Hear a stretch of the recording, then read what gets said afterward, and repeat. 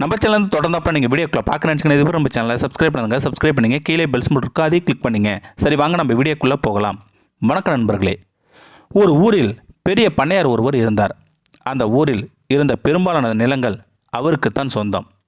அவரிடம் முனியன் என்ற உழவன் வேலை பார்த்து வந்தான். அவனுக்கு குடிசை ஒன்றும் சிறிதளவு நிலமும் இருந்தன. பண்ணையாரிடம் வந்த அவன், ஐயா, எல்லா நிலத்திலும் உழுது விதை நட்டு விட்டார்கள்.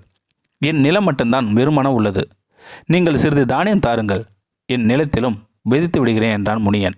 என் நிலத்திலேயே உழுது பயிரிடு, சொந்தமாக பயிரிட வேண்டாம்.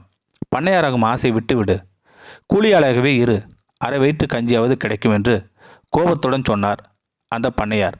சோகத்துடன் வீடு திரும்பினான் முனியன். தன் மனைவியிடம் வந்து, நாம் பலம் பெறுவது பண்ணையாருக்கு பிடிக்கவில்லை, தானியம் தர மறுத்துவிட்டார். நீயும் நம் குழந்தைகளும் எப்போதும் பல பட்னி கிடைக்க வேண்டியதான். இதுதான் நம் தலைவிதி என்று வருத்தத்துடன் கூறினான் முனியன். அவர்கள் குடிசையில் குருவி ஒன்று கூடு கட்டியது. இதை பார்த்த அவன் மனைவி, நம் குடிசை புயலுக்கும் மழைக்கும் எப்பொழுது விழுமோ என்று நாம் அஞ்சுகிறோம்.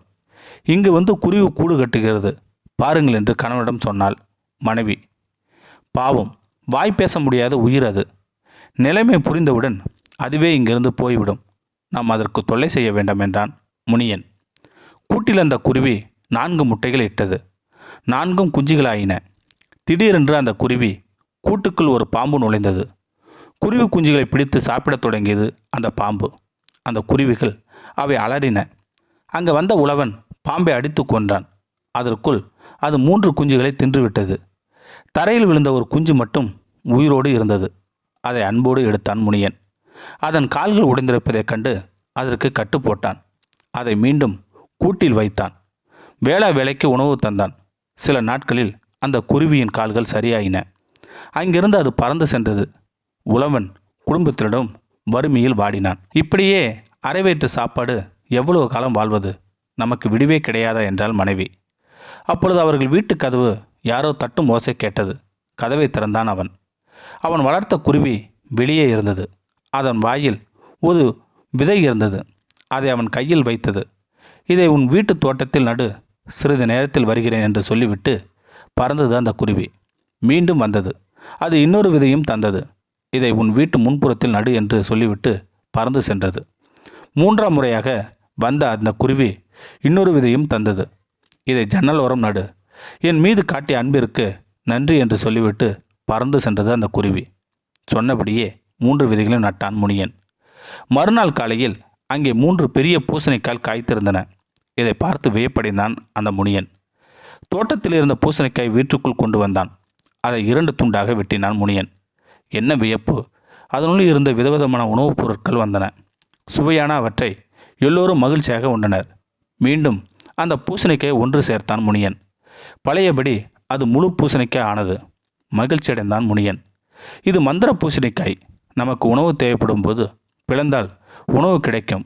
மீண்டும் சேர்த்து விட்டால் பழையபடி ஆகிவிடும். இனி நமக்கு உணவு பஞ்சமே இல்லை என்றான் முனியன்.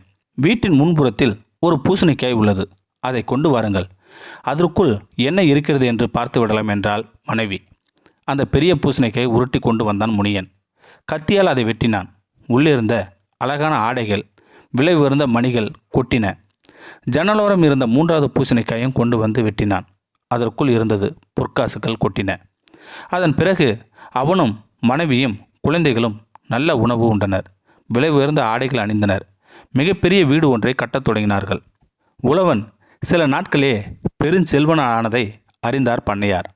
அவனிடம் வந்தார் அவர். டே முனியா, உனக்கு எங்கிருந்து இவ்வளவு செல்வம் கிடைத்தது? உண்மையை சொல் என்று கேட்டார் அந்த பண்ணையார். அவனும் நடந்தது எல்லாம் அப்படியே சொன்னான். தன் மாளிகைக்கு வந்தார் அவர். எப்படியாவது பெரும் செல்வம் சேர்க்க வேண்டும் என்று நினைத்தார் அந்த பண்ணையார். வீட்டின் மேல் பகுதியில் குருவி கூடை ஒன்றை அவரே செய்தார்.